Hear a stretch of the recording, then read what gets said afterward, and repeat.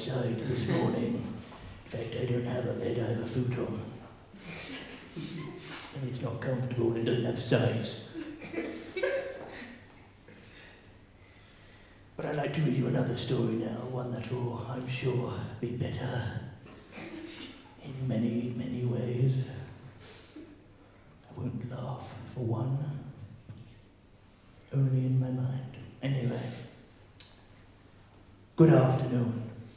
I'm Dr. Yorick McCarthy, GP, BSc Oxon, and welcome to my Sci-Fi book club for youngsters. As a former sci-fi hungry youngster myself, I feel it my divine duty to impart mind-friendly tales to my younger listeners, whose brains are not yet sufficiently mature to tackle the harsh and brutal, yet unhappily universal truths that science fiction offers up to us in a variety of deceptive and horrifying guises.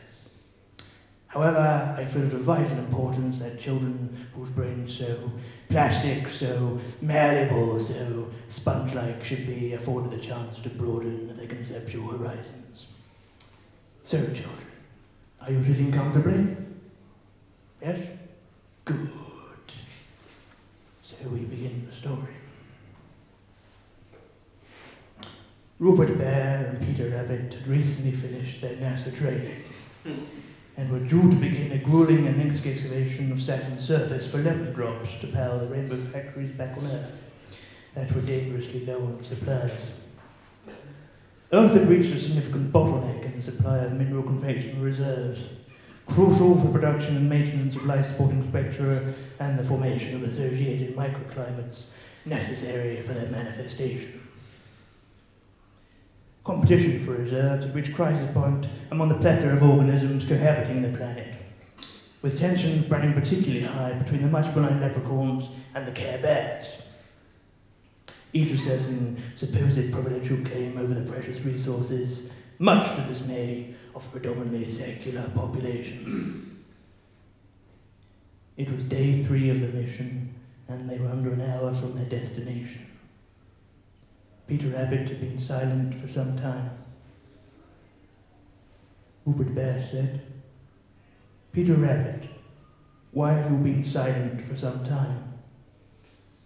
Peter Rabbit raised his darkened eyes, which were raw from weeping. He explained at length to Rupert Bear about the appalling conditions which had left his family back on Earth.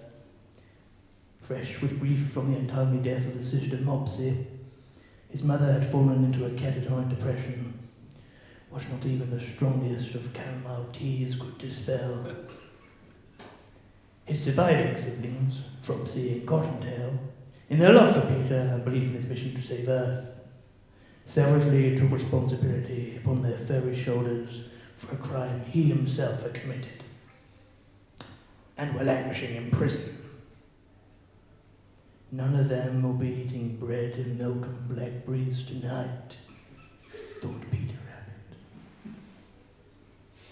While Rupert Bear did his best to state Peter Rabbit's faith in their higher purpose, Peter Rabbit motioned for Rupert Bear to be silent.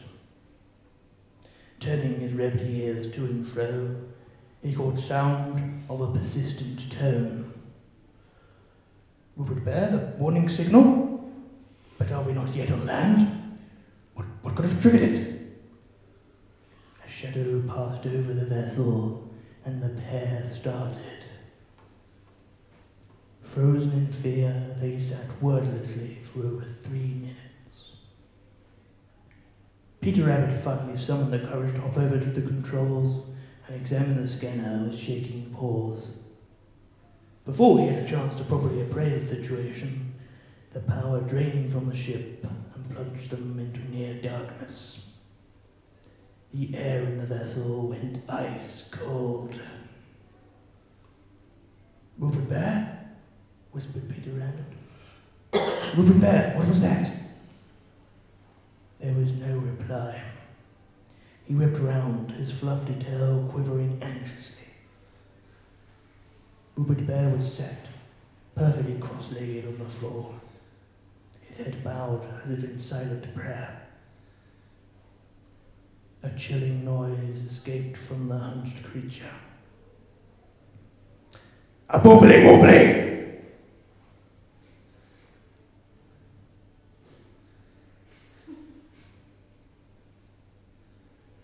Where am I? Lost my place.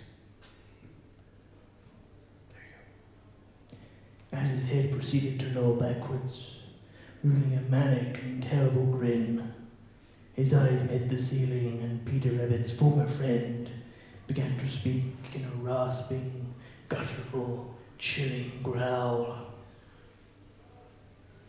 Oh dear, Peter Rabbit.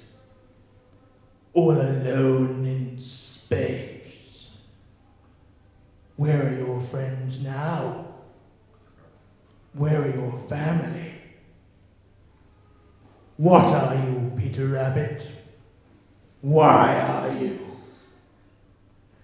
I have seen the face of God, Peter Rabbit, and it is vengeful.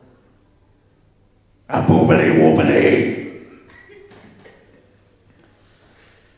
Peter Rabbit stood stock still in horror as his erstwhile companion proceeded to pull slowly but deliberately at his own stitching until his hide began to unravel, all the while bearing that dreadful rictus grin, contorting his previously beautiful ursine features into a grotesque and demonic mask.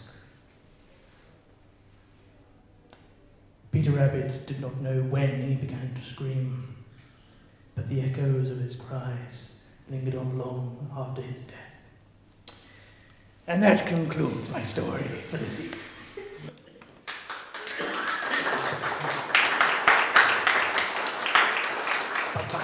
So I hope you'll join me next time for another riveting adventure from Dr. Yorick McCarthy, GP, BSc Auctions, Sci-Fi Book Club for Youngsters.